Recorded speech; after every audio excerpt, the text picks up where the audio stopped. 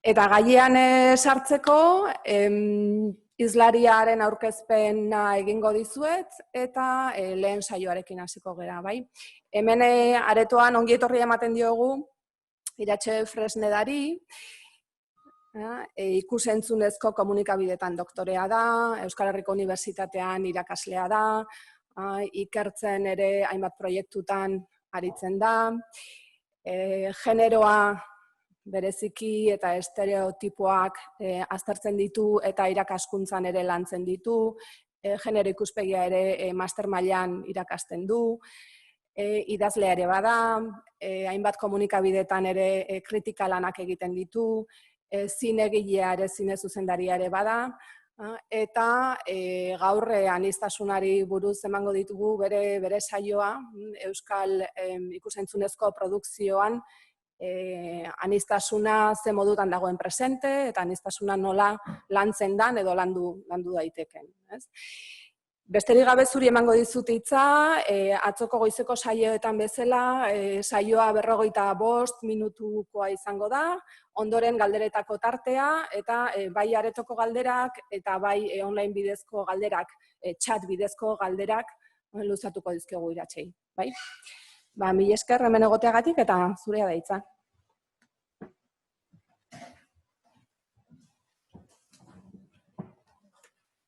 Eskerrik asko, egunon.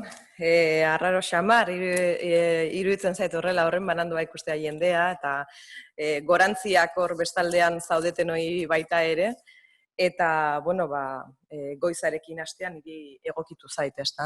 Oso goiz batzuk madrugoiarekin egongo zarete pijamarekin behar bada beste aldean, ez? Bueno, aniztasunaren inguruan hitz egitea eta ikus-entzunezko inguruan hitz egitea egokitu zaidanean eta gonbita egin zidatenean Etxepareko lagunek, kostata eta zaila zan definitzea zer den aniztasuna, ez da? Definizio ugari ditugu eta horren inguruan ari zarete egunotan. Geroago beste horrelako definizioetan ere sartuko zarete, ikusiko dituzue. Baina niri gustatuko litzaidake zentratzea pixka bat ikus-entzunezkoetan aniztasunaren inguruan zer ulertzen dugu, kultura aniztasun hori, ez da? Nik pixka bat, joku bat egin dut hitzarekin, baina ez bakarrik hitzarekin edo kontzeptuarekin, hitzaldiaren kontzeptuarekin. Aniztasunaren kultura deitu egin diot, ez kultura aniztasuna, ez da? Eta zergatik, gidatzen naizelako, Pompeu Fabrako politologoa den irakasle baten definizio interesgarri batean. Hemen apuntatu dut zue irakurtzeko, ez da? Bere izena da Ricardo Zapata Barrero, politologoa, Pompeu Fabrako irakaslea, ikertzailea, eta berak zera dio, ez da aniztasun kulturala sustatu behar, aniztasun kultura sustatzea da erronka. Hau da, aniztasuna bera bihurtzea, kultura publikoa eta zibikoa egungo demokrazietan. Pixka bat gure abia puntua edo pentsamendu marko horretan sartuko dugu Zapataren hitz hauek eta gure pentsamendu marko honetan baita ere gure nolabaiteko laginara gerturatzeko aukeratu dugun ikus-entzunezko Euskal Herrian egi sortzen den ikus-entzunezkoen mundua oso zabala da, pelikula pilo bat dauzkagu, batzuk ezagunagoak, besteak ez ezagunagoak, baina marko teoriko horretan erabiliko dugun eta horiek ulertzeko, aniztasun hori ulertzeko, erabiliko ditugun klabeak, pentsamendu marko horren klabeak, batetik Zapata izango dugu, abia puntu, aniztasunaren definizio hau hartuta, eta baita ere beste izen batzuk, behin baino gehiagotan aipatzen ditudanak hitzaldi desberdinetan. Horiek dira Angela Davis, izan daiteke Mary Nash, baita ere, izan daiteke Judith Butler, izan daiteke John Berger, edo Naomi Klein. Besteak beste. Zergatik, beraiek errepresentazioaren inguruan, eta ez bakarrik errepresentazioaren inguruan, erregistroaren inguruan, nola ikusi, behatu, eta gero nola hartzen ditugu irudiak, zer nolako mundu ikuskerak sortzen ditugu eta zabaltzen ditugu horren inguruan oso teoria interesgarriak ditugulako.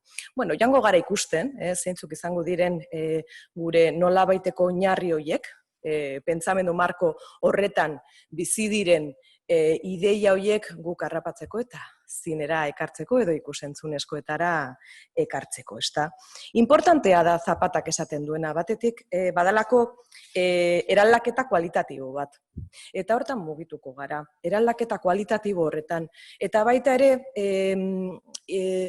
ikuspegi kualitatibo horretan mugituko gara, nolabait ikusentzunezko horrelako mapa, marrastu dugun mapa hori ulertzeko. Ez da bakarrik zenbat adierazpen dauden, baizik eta nola adierazita dauden kulturaniztasun horiek, ez da? Zer nolako klabetan, zer nolako formen bitartez, zer nolako narratibaren bitartez, ikuspegien bitartez, zen mundu ikusperaren bitartez. Aukeraketa handi izan da eta esan bezala kostatu egin zait, laburtzea, hau erronka bat izan dat niretzako, batez ere Euskal Herrian azken urteetan asko ekoitzi egin delako, eta ez bakarri sortu ez da, eta adierazpen desberdinak. Oraingoan zer egin dut, bai Euskaraz egindako filmografia aintzat hartu dut, izan da muina batez ere, baina baita ere Euskal sortzaileek egindako bestelako pelikulak hartu ditut ere bai. Horiek ere kontuan hartu ditut. Bestetik luzemetraiak hartu ditut, murriztu behar nuen, eta nola baita egin behar nuen erabaten edo bestean, beste bigarren itzaldirako edo eskitaldirako bali izango zaigu material hori, baina luzemetraiak izan dira, eta gaiak anitzak ikusiko duzuenez, ezta? Erredukzionista izango den itzaldi honekin hasiko naiz, eta aniztasunaren inguruan mintzatzen saiatuko naiz tarte honetan. Luzatzen naiz, ikusten da, ez da? Ja, hasiera honetan luzatu egiten naiz, eta barkatuko diazue, baina gaia hain zabala da kostatzen dela markatzea.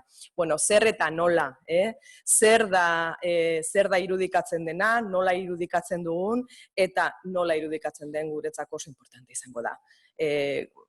Alde kualitatibo horretan nolabait fokalizatuko dugu gure ibilbidea esan bezala, ezta? Aurrera baldin bagoaz, eta hau pixka bat honegaz igual mugitu behar dut, ezta? Ez du aurrera atzera egiten?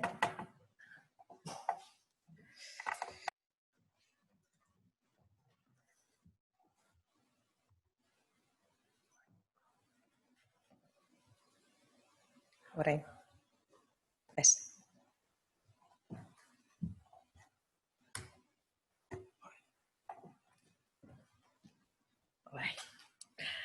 Bagoaz aurrera eta hor ikusten dituzu ekainko bazueletako marrazkiak edo pinturak, ez da? Kuriosoa da, nola eraikitzen dugun irudia, nola eraikitzen dugun begirada, oroimena, eta guzti hau guk mundua ulertzeko egiten dugun eragiketa horren barruan sartzen da. Mundua ulertzen dugu eta askotan izendatu egiten ditugu margolariak, adibidez, gizonezkoak izango balira bezala, baina azken urteetan agertu dira eta horrexaitik hain zuzen ere ona etorri naiz. Azken urteetan agertzen da nola Iberiar penintsulan eta Frantziako marrazki erruprestreak, ez dakite nola esan beharko nuken hitza, baina komplikatua ez da, bai? Emakumeak izan zirela margolariak. Edo behintzat, horietako asko, margolarien artean, gehienak emakumeak asko izan zirela. Eta zergatik dakitea, beste gauza batzuen artean, eskuak neurtu dituztelako. Eskuak margozten zituztenean, horiek neurtu egin dituzte, eta orduan ohartu dira, marrazkilariak edo mundua bir sortzeko egiteko aleginak egiten zituztenak emakumeak izan zirela kobazuletan garai horietan, ez da. Kuriosoa da, egun ez da horren beste emakume ikusten ikusentzunezkoetan, ez da, eta sortzaileen izen, gogoratzen ditugun sortzaileen izen gehienak gizonezkoenak izaten dira. baina, behitu, astapenetatik ere emakumeak hor zeuden sortzen eta irudia sortzen ere bai. Bueno, oroimena begiradaren bitartez eraikitzen dugu eta eraikitzen dugun mundu horri lotua dago zuzenki, ezta? Ikusi, behatu, pentsamendu marko batetatik abiatzen gara, pentsamendu esparru batetatik, eta mundua nola begiratzen dugun horrekin erlazionatua dago. Irudia begiratzea mundua begiratzea dela esaten dut sarritan, ezta? Eta ikusten ez dena ez dela existitzen ere esaten dugu. Bai? Sarritan hau gertatzen zen telebistarekin, ezta? Eta orain dela urte asko esaten zuten, bueno, telebistan agertzen dana ez da existitzen, ezta? Gauzak orain eraldatu dira, eta agian sare sozialetan ez dagoena ematen du ez dela existitzen. Hariniketan gure bila ibiltzen direlako norbaiten inguruan, norbaiten identitatea ezagutu nahi dugunean zer egiten dugu sare sozialetara joan sarritan, ezta?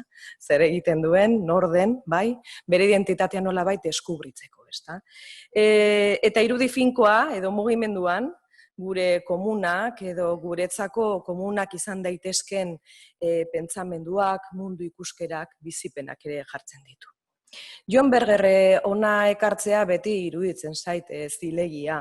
Zergaitik ikusteko moduak bere liburuan eta baita ere bere ikusentzunezko serie horretan oso ongi azaltzen du, nola markatzen duen gure begirada, gure sustraia edo non gauden munduan kokatu da, zein den gure identitatea, gure generoa, geografikoki nola kokatua gauden, gure maila ekonomikoa eta abar. Horrek munduan jartzen gaitu eta mundua ikusteko ere era baten edo bestean kokatzen gaitu, ezta? Edo era baten edo bestean ere ikusi egiten dugu. Begiradak ez dira beti berdinak. Orduan berak esaten dituen beste gauza batzuen artean, eta guretzat gurera ekarrita, erregistroa oso importantea dalako, irudiak hasieran falta zen zerbaiten itxura gogoratzeko egin ziren. Basueletako irudiak bezalase, ezta?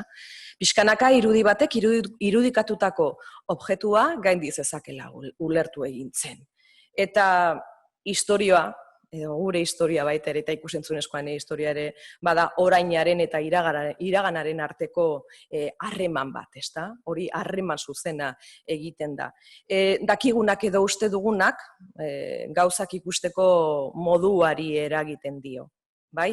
Horretzeraitik batzuetan nola sortu egiten dugu, ze jakingunetik sortzen dugu, ze jakintza esparrutik ere sortzen dugun importantea da.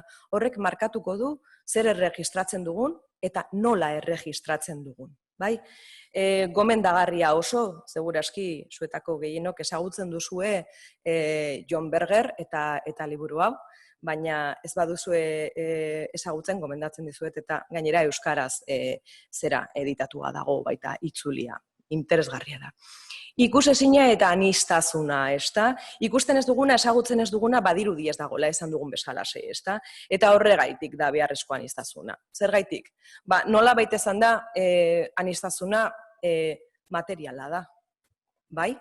Egiazkoa, existitu egiten da gure jendartean, ezta? Baina zer gertatzen zaigu sarritan? Ez dugula ikusentzunezkoetan aniztasun hori ikusten. Edo erretratu estereotipatuak ikusten ditugula. Bai? Eta oso markatuak, eta ez hori bakarrik adibidez, eta gero joango gara ikusten, ezta? Arraza edo etnia desberdinetako pertsonak badauzkate paper konkretu batzuk ikusentzunezkoetan. Eta batzuetan besteari lotua, bestea kontzeptuari lotuak egoten dira orokorrean. Bai? Eta hori da izuzen ere gainditu behar den zerbait. Horrezgaitik Zapataren teoria hori, ezta? Aniztasunaren kualitatea edo kualitatiboki eraldaketa bat suposatu behar duen, ezta? Ikusgai dena ikusi daiteke, eta egiazkoatzat ematen dugu sarritan, ezta? Baina beste batzuetan, ikusten ez dena, ez da bakarrik existituko, baizik eta ertzeetan geldituko da, kontakizunaren, gure oroimenan, gure munduaren historiaren ibilbide horretan, ezta? Mundua definitzeko momentuan, baita ere gu eta bestearen arteko erlazio horretan. Nola begiratu, nola erregistratu? Aberastasuna hori kontuan hartuta, ez? Pixka bat, saiakera bat egiten, esan nezaken sortzaile moduan saiakera bat egin nezakelanik besteak besteen munduan ere sartzeko, eta besteak baita ere integratzeko neure munduan, ezta? Integrazioa hitza ez da bat ere gustagarria egunotan, ezta? Eta agian ez da interesgarriena. Baina nola begiratu, nola erregistratu eta aberastasunaren inguruan aritzen garenean, nik adibidez, bi emakume ekartzen ditut beti gurera. Eta zeintzuk dira, batetik Mary Nash eta bestetik Angela Davis. Uste dut Angela Davis ez duela behar aurkezpen handiegirik, pentsalaria, aktivista, idazlea, eta orain dela gitxi eskafandraren bitartez, Daniele Sarriogartek itzulitako emakumeak arrasa klasea liburua badaukazu euskaratua, eta zinez interesgarria da irakurketa.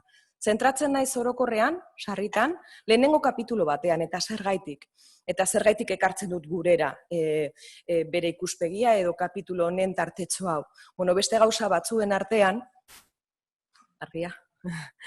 Angela Davisek esaten diguna da, hor badaukazue ipu bat zuzena, bere liburutik, baina prezizio faltaz hitz egiten du. Adibidez, lehenengo kapitulo horretan, liburu horretan, berak esklabutzaren historiaren inguruan hitz egiten du. Eta zer esaten du? Sarritan, gertaera kontatzerakoan, historia osatzerakoan, mundu ikuskera osatzerakoan, esklabutzaren inguruan hitz egiteko, gertatu izan dena ez dela kontuan izan genero asuntua edo klase asuntua, ezta? Eta batez ere, errealitate sozial oso desberdinak eta historio hitza handiekin, historio desberdinak ere sortu direla. Baina, historialarien korronteek beti historia bakarra kontatu egin digutela. Eta hori gizoneskoi zegokiela, eta ez osorik osotua. Gero, zinema egintzak badakizue, azken egunotan polemika asko ekarri ditu horren inguruan, ezta?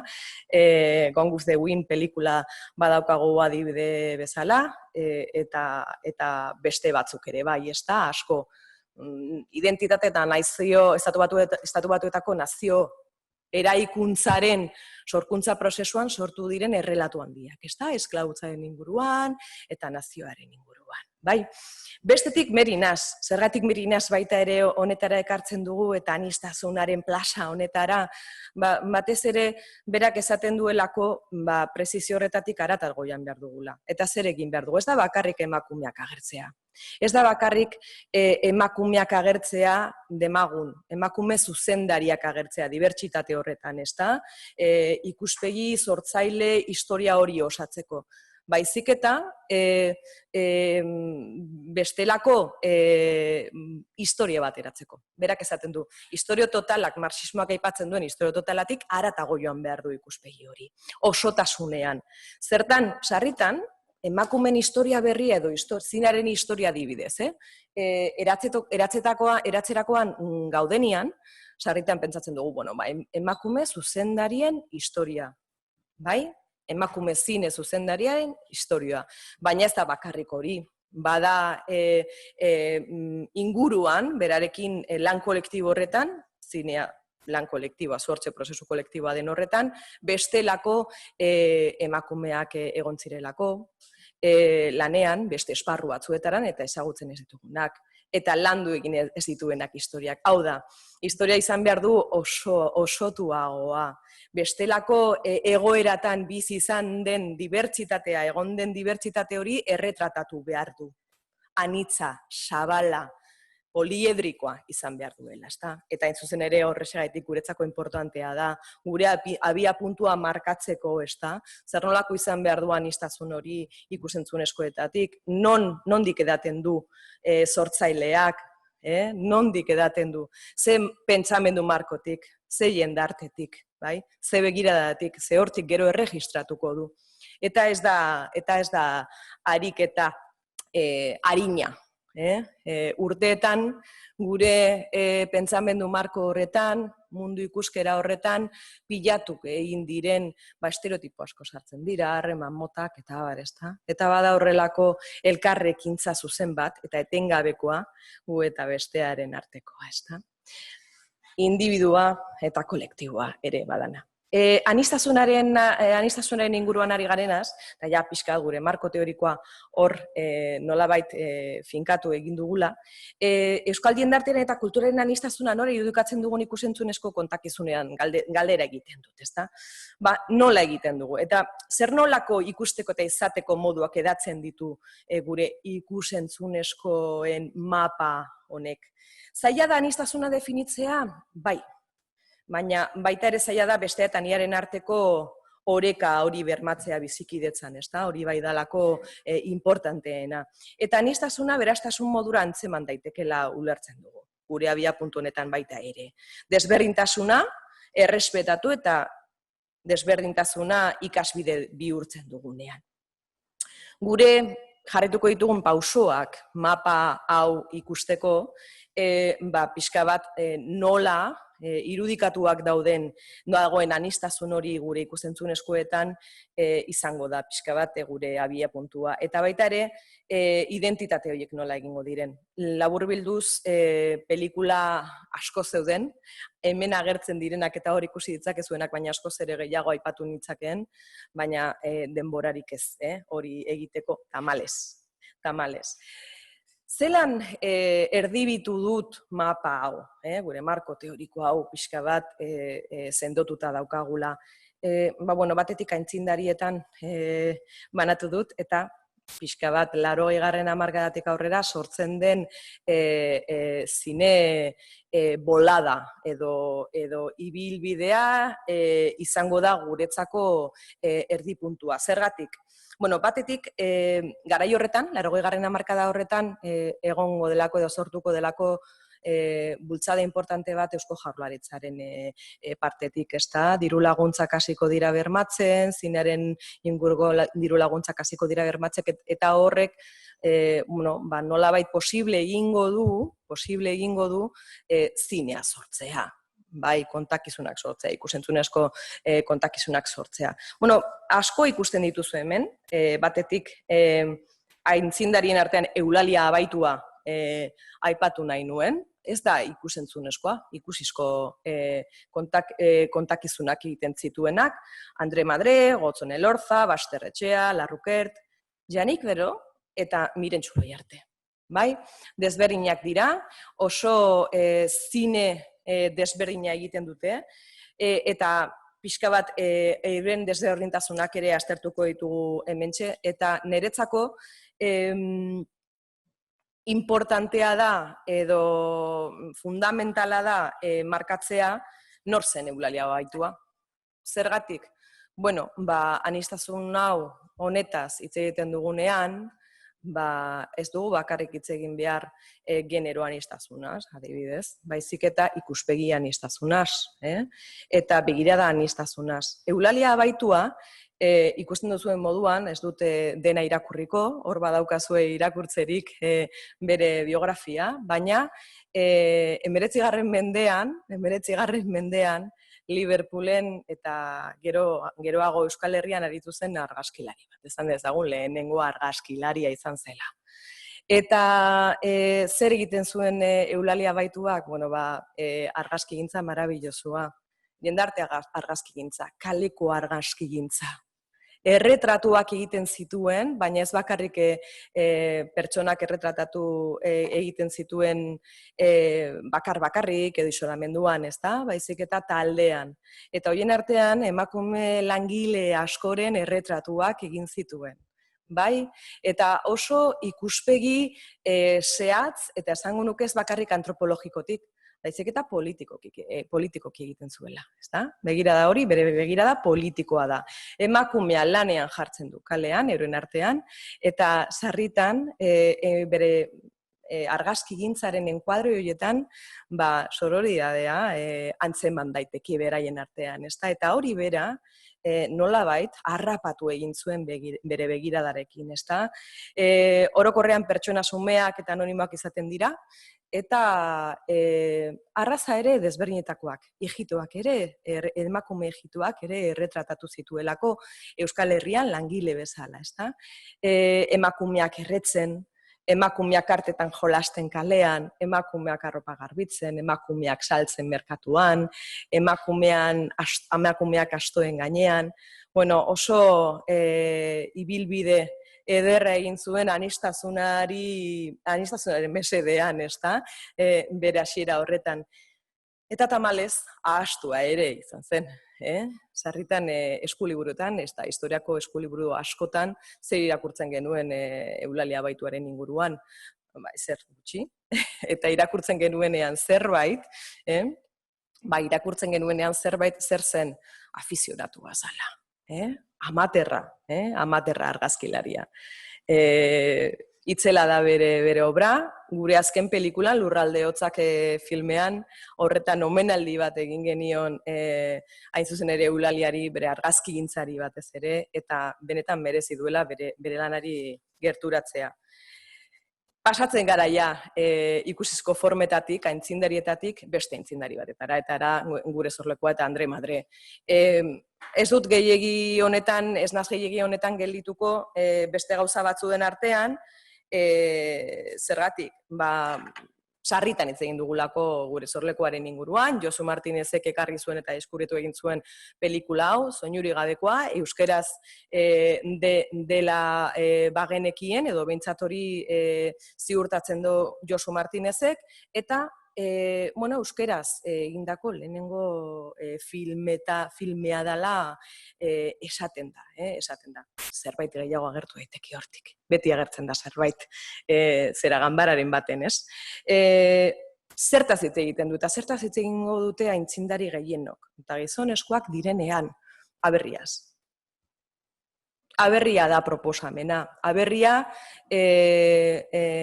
ikuspegi desberdinekin, gure sorlekuaren kasuan hitz egiten du diasporako pertsonei zuzendutako kontakizuna dela, eta horretan gure lurraldeko irudiak eta abarrekoak, tradizioak edo egunerokoak ere nolabait bidaltzea, ezta? Gotzon Elorzak pixkat geroxeago, Bizkaia aldetik agertzen da, eta berriro ere nolabait ere aberria hitza gainera badauka bere pelikula, beste batzuk ere egin zituen, baina kasu honetan aberria aukeratu dut. Eta Euskal baserrietako giroa islatzen duen aberriaren kontzeptuari heltzen dio berriro ere, ezta? Eta beti ere landari lotua, edo baserriari lotua egiten da istorioa. Gehienetan gizonezkoak subjektu, bai? Eta batez ere Euskal Herriko pertsonak, euskaldunak eta barrekoak. Aurrerago baldin bagoaz, eta orain arte euskaraz edo egindako lehenengo pelikulatzat edo euskal lehenengo filma bezala hartuta izan zana, Amalurra, Nesto Basterretzea eta Fernando Larrukerrek egindakoa, ezta?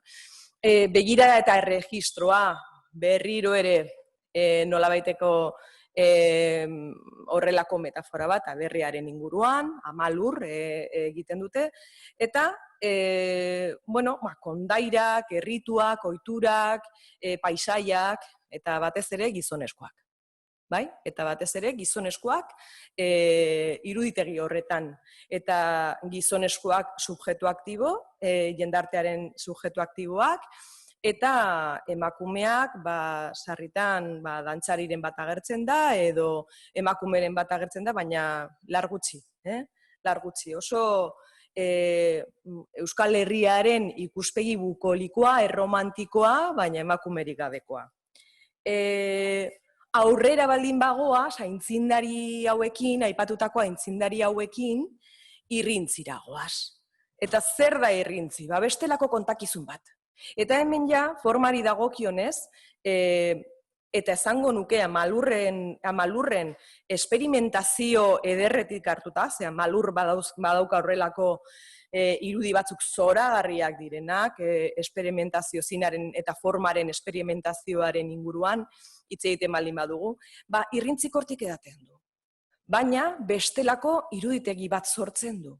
Eta bestelako aniztasun edo behintzat identitate bat, edo Euskal Herriaren identitate desberdin bat, edo identitate kolektibo bat irudikatu egiten du.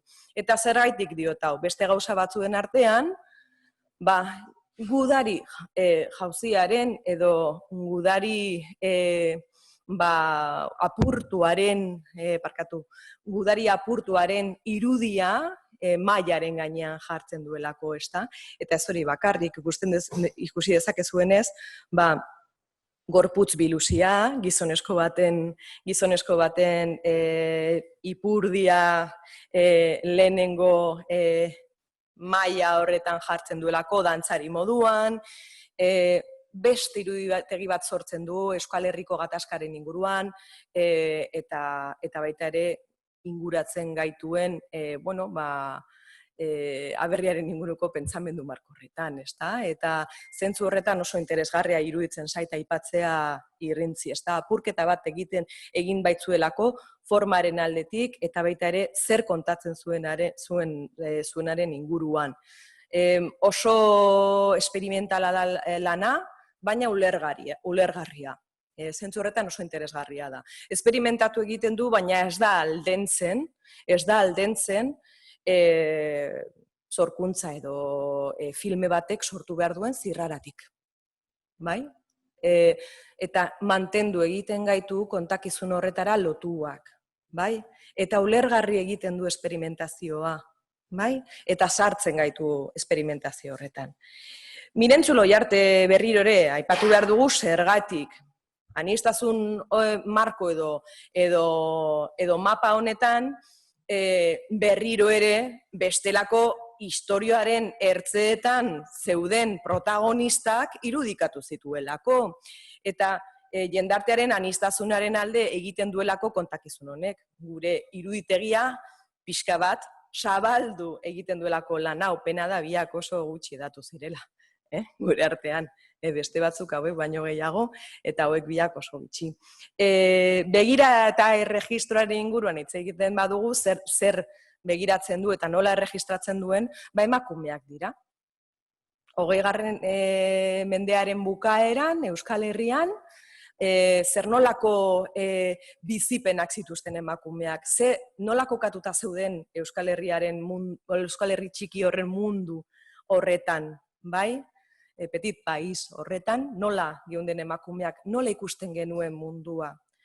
Hori irudikatzen du fabriketara joaten. Eulalea baituak egiten zuen moduan, Mirentzu Loiartek fabriketara joango da, emakume langileen dauden lekuetara joango da, eta horiek guztiak erretratatuko ditu. Egunerokoak egiten, adibidez, pixalekuak edo gizonezkoen pixalekuak garbitzen zeuden emakume horiek, garbitzaileak, plazara ekarriko ditu, ezta?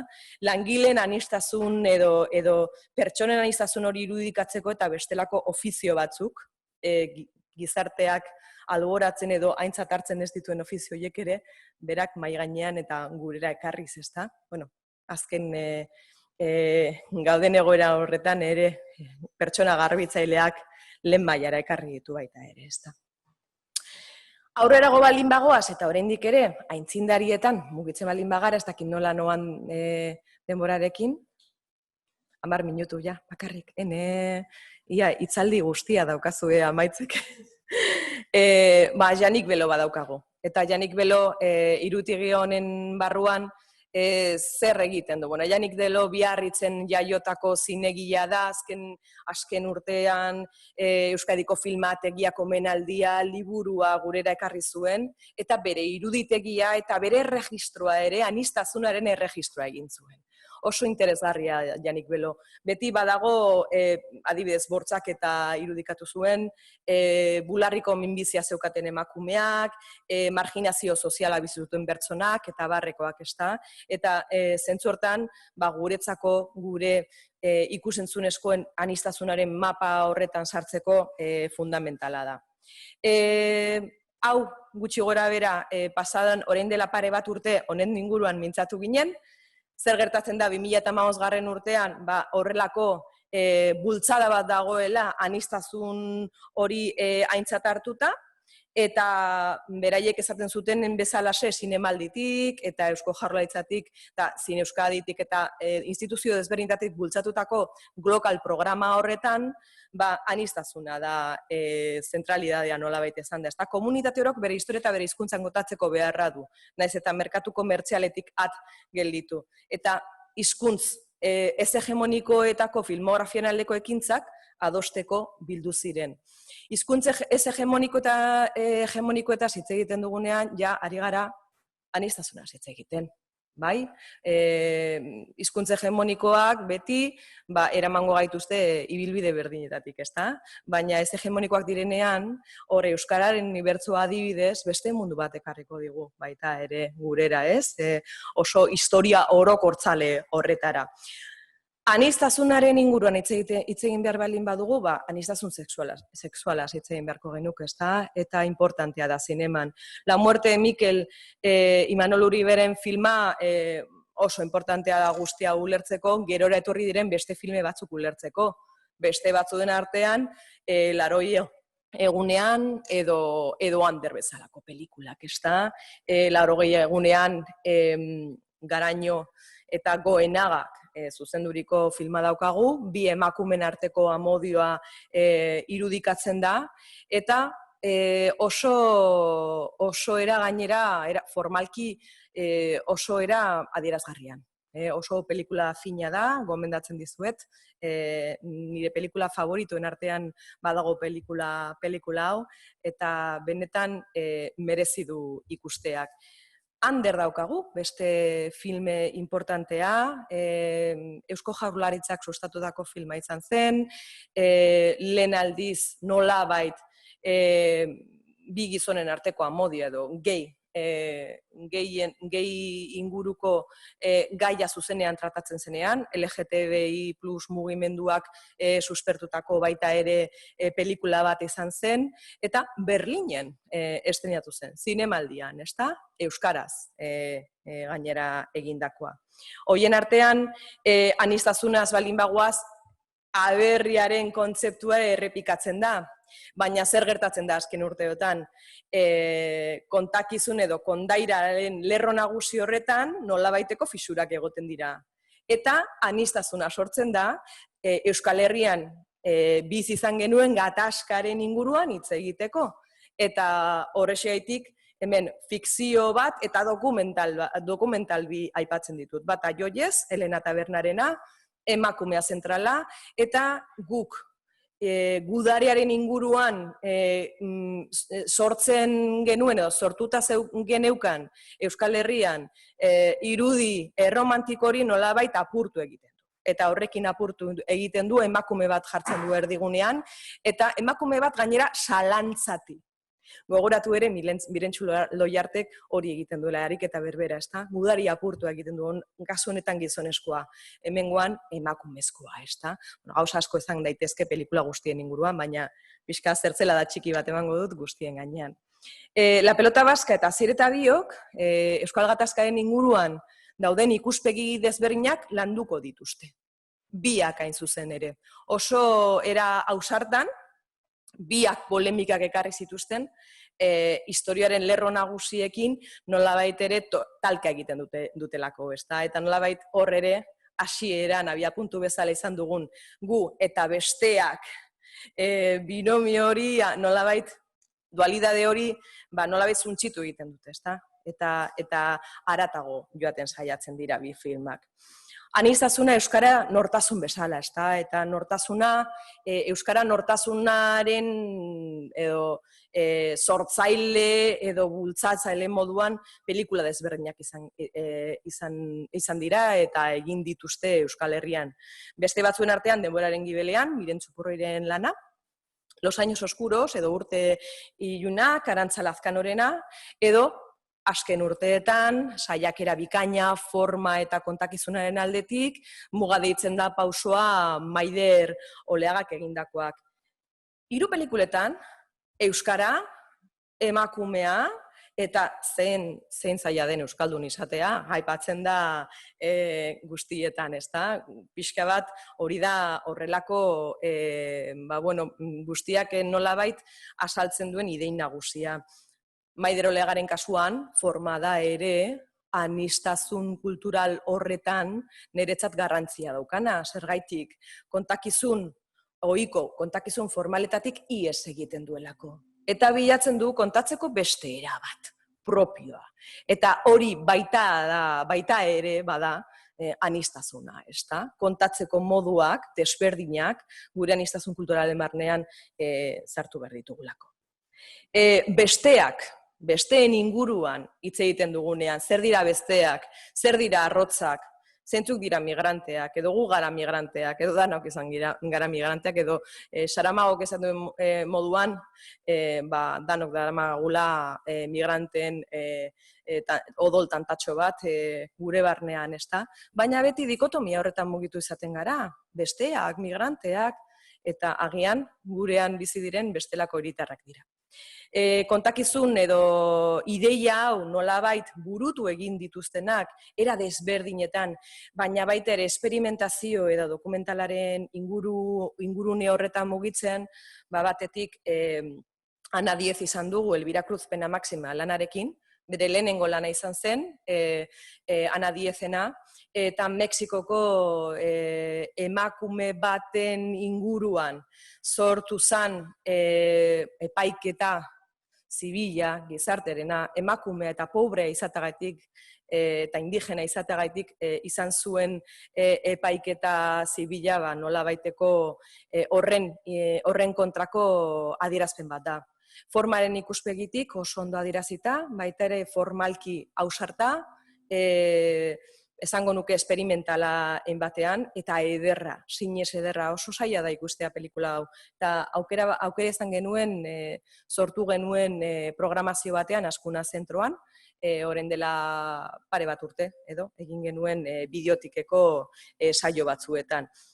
Elena Tabernaren Estranjeraz filma, Madrileko migrante moduan identifikatutako, niri ez zait iruditzen migrantea identitate bat denik, baina horrela identifikatutako emakume talde batzuen bizipenak irudikatzen dituena, egunerokotasuna, bere bizitza kontatzen du, eta azkenik Koldo Almandozen Oreina. Oreina bada baita ere Euskal Herria, gu besteak, markatzen duena oso argi, ezta, bere narratiboki, ezta. Batetik badago hiriaren periferian mugitzen dena, mugitzen den baserritarra edo baita ere langile eta kasu honetan protagonista, eta baserria bera. Beti hiria eta baserria kontakizun aniztasunaren inguruko mapa honetan beti oso markatua dagoen zerbait da. Dikotomia hori baita ere, 80 egunean, argi eta argi markatzen da, hiri askatasun gunea bezalazte ulertua, eta baserria koertzio lekua bezalaze, ez da, kuriosoa da. Aurre baldin badugu eta aniztasunaren inguruan edo besteak horrelako epigrafera baldin bagoaz, Muguruzaren, Javier Muguruzaren edo Inigo Javier, izen guztiak ez dango ditut,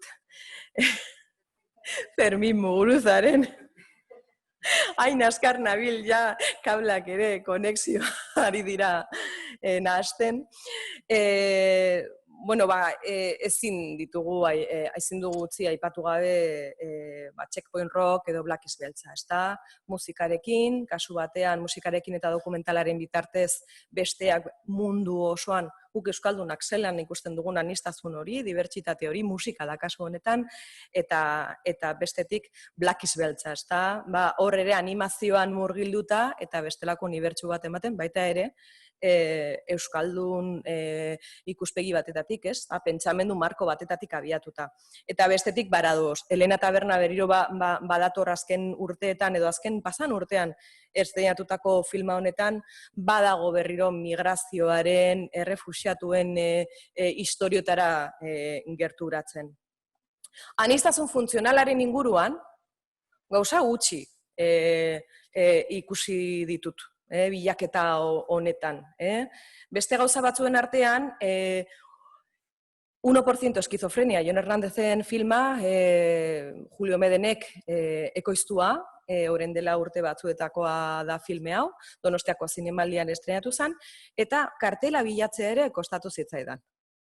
Ez dagoelako kartelarik, ez bada zera copyrightarekin, Alami copyright honekin, ez da? Kuriosoa da. Eta bestetik, Motxila 21, Alforjaderen filma, ez da? Oso era desberdinean erretratatuz Down sindromea duten pertsonen bizitza. Zelan, niretzako oso importantea da nola kontatu duen, eta zergatik niretzat adibide da, beraiek jartzen dituelako musikarekin tur batean, eta gaia ez da Down sindromea daukatela, baizik eta hiritar moduan ere, musika egiten dutela eta bere bizitza daukatela. Eta beraniztasuna funtzionala dela. Zahartzaroarekin gelituko gara, eta nik uste honekin amaituko dugula. Eta zahartzora nola irudikatu den gure ikusentzunezkoetan, oso adibide ugari ditugu, Luziotik abiatuta eta beste kontakizunak aipatu genezake, baina ni bikina gerituko naz. Batetik da, errumaniar printzesa bat emak bakia baita filmean, Euskal Alegriaren filmean, eta Amama, Asier Altunaren pelikulan, ez da. Biak oso emakume indartsuak, biak oso emakume sujetoak eta protagonistak, esango nuke, beraien bizitzen protagonistak, eta aniztasunaren kuadro honetan, niretzat oso aportazio interesgarri ematen dutenak. Historiaren lerro nagusiak ahaztu egiten dituen emakume hauek oholtzara ekarrita. Bukatzeko bakarrik Judith Butlerren ekarpen batzuk, kontakizunetara ekarriak, eta hoien artean indarkeriaren azpimarratzea, ez da? Nolabait gure jendartean, gero eta gehiago gerturatzen baldin bagara, diskurtsoa autoritario eta hegemonikoetara, gure begira da horretan oinarrituko da gero mundua erregistratzeko eta mundua kontatzeko, ez da? Eta pentsa dezagun besteak definitzen ditugunean, izatez alboratu egiten ditugula eta aniztasunaren alde ez dugula egiten. Hau izan da sprint mapa bat ikusentzunezkoen aniztasunaren inguruan. Eskerrik asko.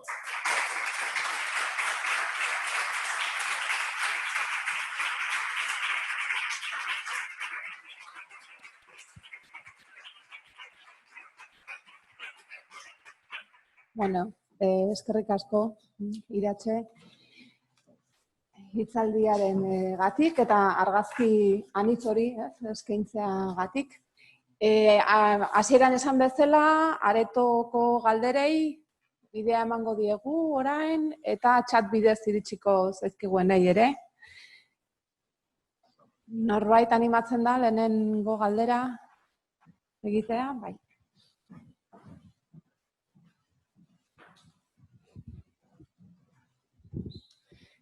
Batez ere, igual diaspora bizi diren pertsonentzat, badago modurik online hasierako film horiek ikusteko, sarrenak? Bueno, filmategiak badauka horrelako biltegi bat, eta biltegi horretan baimena eskatuz gero, baimenak eskatuz gero, sortzailei, produktorei, aukera dago horiek ikusteko, ez da? Baina online une honetan ez, oraindik ez. Horietako askok ez. Beste batzuk behar bada bai. Adibidez, Eusko Jaurlaritzak eliburutegi horretan badauka katalogoan hitz bat, gero filmin plataformak badauka euskaraz egindako zinearen inguruko beste tarte bat, eta hor beste batzuk aurkitu daitezke. Hemen aipatutako nahikotxu, gainera, baina pieza batzuk ez daude horren errez eskuratzeko ez.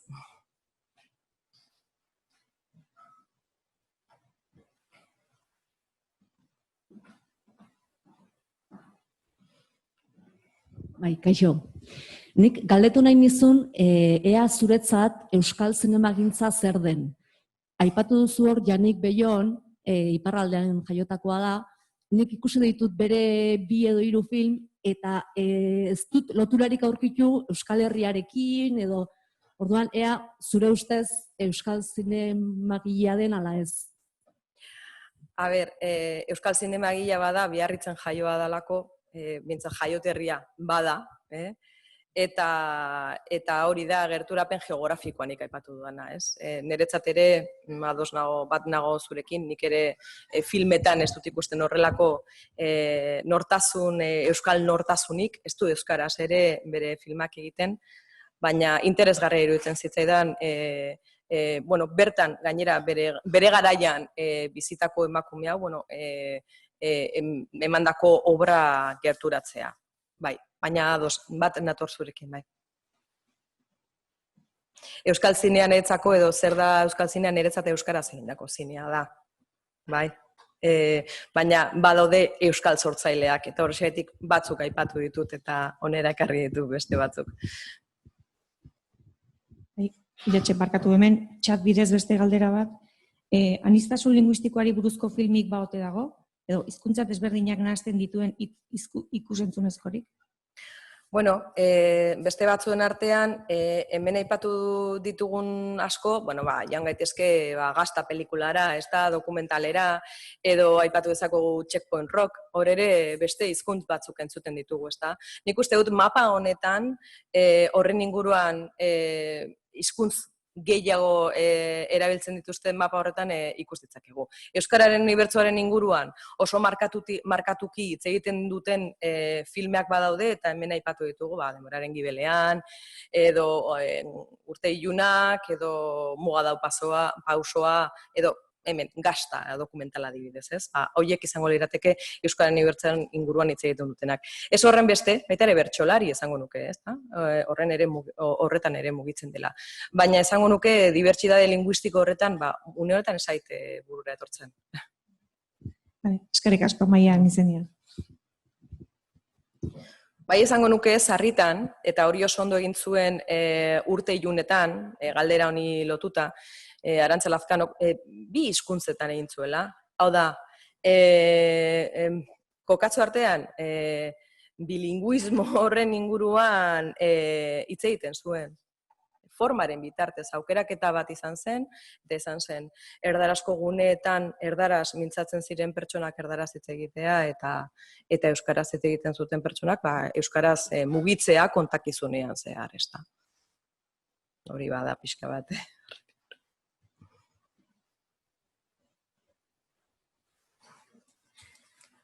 Nik azken galdera bat bai egingo nizuke. Maider Oleagaren muga deitzen da pausoa aipatu duzu, eta aipatzen zenun forma aldetik ere aniztasuna azpimarratuko zenukela. Zerbait gehiago esan dezakezu? Horren inguruan, bai. Bueno, iruditzen zait, askotan hitz egiten dugunean, lehen hasieran edo itzaleren hasieran aipatzen genuen bezalaxe, ez da, bete ari gara zenbakietaz, ez da? Zenbatu behar dugu aniztasun hori, ez da? Erregistratzen den aniztasun hori zenbakietan neurtu, ez da? Baina baita ere nik uste dut era kualitatiboan ere neurtu behar dela aniztasuna. Niretzako hemen garrantzia hemen jarriko nuke. Eta aniztasuna ere dago era formalean, hau da, nola ekoitzi egiten da pelikula bat, ze eratan egiten da ekoizpena, nola sortu egiten da obra hori, parekatuko nituzke ekoizpen modu horietan adibidez Emak Bakia etxea, edo Emak Bakia baita parkatu, edo Muga deitzen da pausoa, edo bestelako batzuk, adibidez, Lurralde hotzak edo Irrintzaen Oihartzunak, ezta? Eta formaren aldetik, ekoizpen horrek formak eskatzen dizu ekoizpen tipo bat ere bai. Industriak batzuetan ez duelako, gurean oraindik ere, eta ez gurean, baizik eta nazioartean, zaila dauka esperimentazioaren ingurune horretan zerbait sortzea, ez da, sosak jartzea era industrialean esperimentatzeko, ez da. Onurak ateratzeko sortzen direlako orokorrean. filmak, ikusentzunezkoak, eta batzuetan esperimentazioaren arriskuak ez du berme handirik emoten. Orduan, ekoizpena beti lotua formari, eta formaltasun horren aniztasunean aipatuko nuke zabala dela, hau da. Badauzkagulako oso era industrialean ekoiztutako pelikulak, formalki eta narratiboki oso lerro klasikoak jarraitu egiten dituztenak kontakizunaren inguruan, publiko orokor kokatxo artean oso gutxi gustatzen zaititza hau erabiltzea, ezta? Begirada anitzak daudelako eta ez orokorrak, ez? Baina publiko orokorrentzako sortutako lanak, pop kultura horretatik errepikapenatik etorritako lanak izan daitezkenak, ezta? Denontzako komunak diren esparruak eta ezagutzak ikutzen dituenak edo ibilbideak jorratzen dituenak. Eta bestetik, esango nuke erdibidekoak izan daitezkenak Euskal Herrian, badaudela, esperimentazioa eta nolabait industria uztartu egiten dutenak. Esango nuke Oreina horren adibide argi bat dela. Esango nuke baita ere agian Amama ere, izan daiteke adibide bat, naiz eta oso pelikula narratiboki nahiko konbentzionalak izan, baina badaukate hibrido puntu hori eta gero badaude formalki oso erradikalagoak diren proposamenak, ezta. Hoien artean muga deitzen da pasoa. Dakite erantzun dizuan.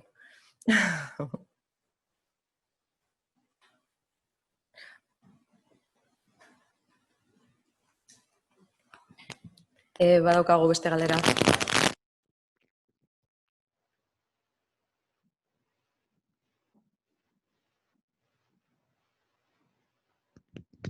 Pelikula eta dokumental asko aipatu duzu, baina antzezlanen bat aukeratu beharko bazenu aniztasuna adierazteko, zein izango litzateke?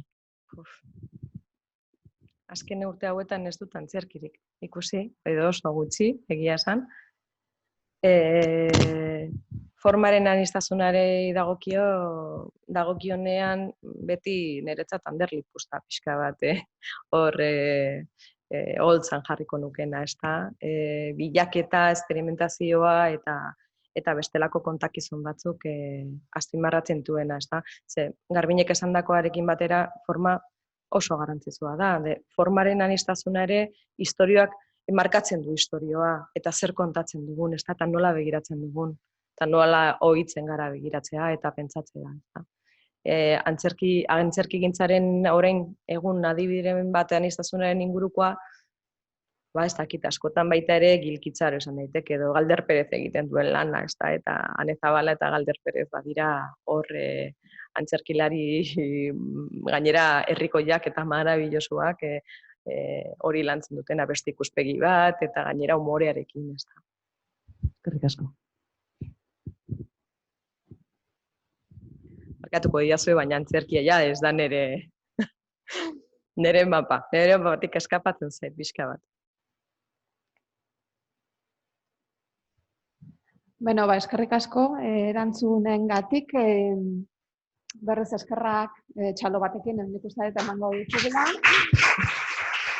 Eskerrik asko.